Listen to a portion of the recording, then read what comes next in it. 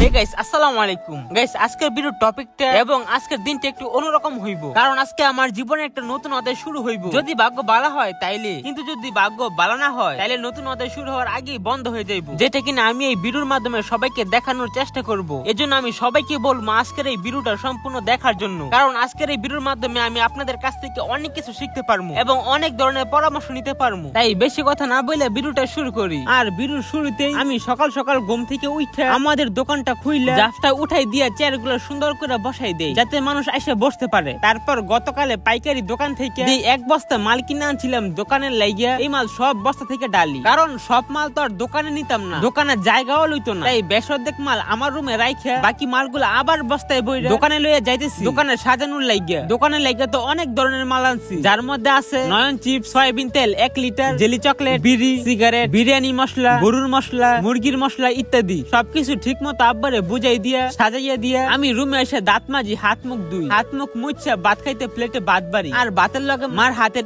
Special ডাইল রাঁধছে, তাই ডাইল দিয়ে খাইয়া সকালের খাবার দাবার শেষ করি। আলহামদুলিল্লাহ ডাইলটা কিন্তু অনেক মজা হয়েছে। আমার ছোটবেলা থেকে আজ পর্যন্ত যতগুলা গুরুত্বপূর্ণ কাগজ বা সার্টিফিকেট আছে তার সবগুলা নিয়ে আমি আমার কাকার কাছে আসি। কাকা এখান থেকে বললো আমার জন্ম নিবন্ধনের কাগজ থেকে শুরু করে আমার প্রাইমারি সার্টিফিকেট, স্কাউট সার্টিফিকেট থেকে যা কিছু আছে সবকিছু নিতে। তাই আমি আমার আজ পর্যন্ত যা গুরুত্বপূর্ণ কাগজ বা সার্টিফিকেট আছে তার সবগুলা নিয়ে বিসমিল্লাহ বইলা বাড়ি থেকে বের হয়ে পড়ি। আর যাওয়ার সময় আমার আব্বা আম্মা কাকা সবার কাছ থেকে বিদায় নিয়ে নিলাম। জানি না আজকে আমার লগে কি হয়, আমার অনেক নার্ভাস লাগতেছে আর অনেক ভয়ও লাগতেছে। এখন আমি কি করতেছি বা কোন জায়গায় যাইতেছি বা কেন আমার নার্ভাস বা ভয় লাগতেছে এটা অনেকেই ভাবতেছেন বা অনেকে আবার বুঝেও গেছে। তবুও আমি বইলে দেই, আজকে আমি বাড়িঘর ছাইরা কাজ শিখতে যাইতেছি। এখন যে কাজই হোক না কেরে, এটা হইতে পারে ইলেকট্রনিকের কাজ, ওয়েল্ডিং এর কাজ বা ড্রাইভিং এর কাজ ইত্যাদি। কারণ বাড়িতে টুকটাক কাজ কইরা সিঙ্গারা বেচে সংসার চলতো না। আমার বড় কিছু করতে হইব, কাজ শিখতে হইব, কাজ করতে হইব, টাকা ইনকাম করতে হইব,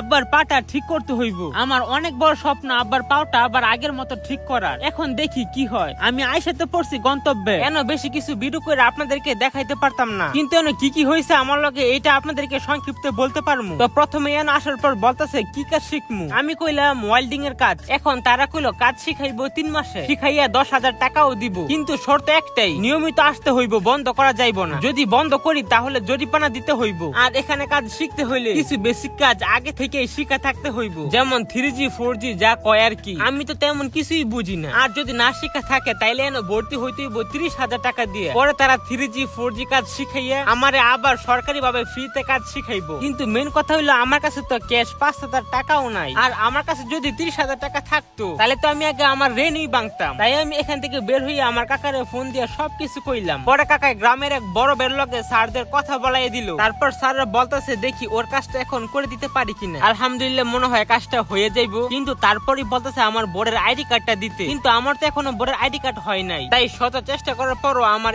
আর কাজটা হইলো না। তার উপরে আবার আমি বেসিক কাজও জানি না। তাই সব মিলাই আমার কাকাই কইলো কি আর করার, আইসা পর বাড়িতে, পরে দেখি কি করা যায়। গাইস এখানে আরেকটা কথা আছে, আমি কিন্তু আপনাদেরকে সব কথা বলি নাই। আর কেন বলি নাই এটা যারা বুঝার তারা বুঝে গেছে। এটা ঠিক কথা যে আজকে আমার কাজটা হইলো না, কিন্তু এখানে গিয়া অনেক অভিজ্ঞতা হয়েছে এবং অনেক কিছু শিখা হয়েছে। এই দুনিয়াটা কেমন এবং এই দুনিয়াটা কি চায় তা অল্প কিছু হইলেও বুঝছি। তো এই ছিল গাইস আমার আজকের দিনের নতুন একটি জার্নি বা অভিজ্ঞতা। আর এই জার্নি বা অভিজ্ঞতা থেকে আমি অনেক কিছু শিখতে পারছি এবং আরো অনেক কিছু শিখতে চাই আপনাদের কাছ থেকে, যা আপনারা চাইলেই করতে পারেন আমার এই ভিডিওর কমেন্টে। এবং আপনারা চাইলে আমাকে ভালো কোন কাজ সাজেস্ট করতে পারেন, আমি কোন কাজটা শিখলে লাইফে কিছু একটা করতে পারবো, বা কাজ কাম বাদ দিয়ে যদি খামার দেয় তাইলে কেমন হয়, নাকি সবকিছু বাদ দিয়ে বিদেশে চলে যাবো, কোনটা কিছুই বুঝতেছি না। একমাত্র আল্লাহ পাক জানে আমার ভাগ্যে আল্লাহ পাক কি লিখে রাখছে। তাই সবার কাছে আমার একটাই অনুরোধ, সবাই আমার জন্য দোয়া করবেন, আমার আব্বা আম্মার জন্য দোয়া করবেন এবং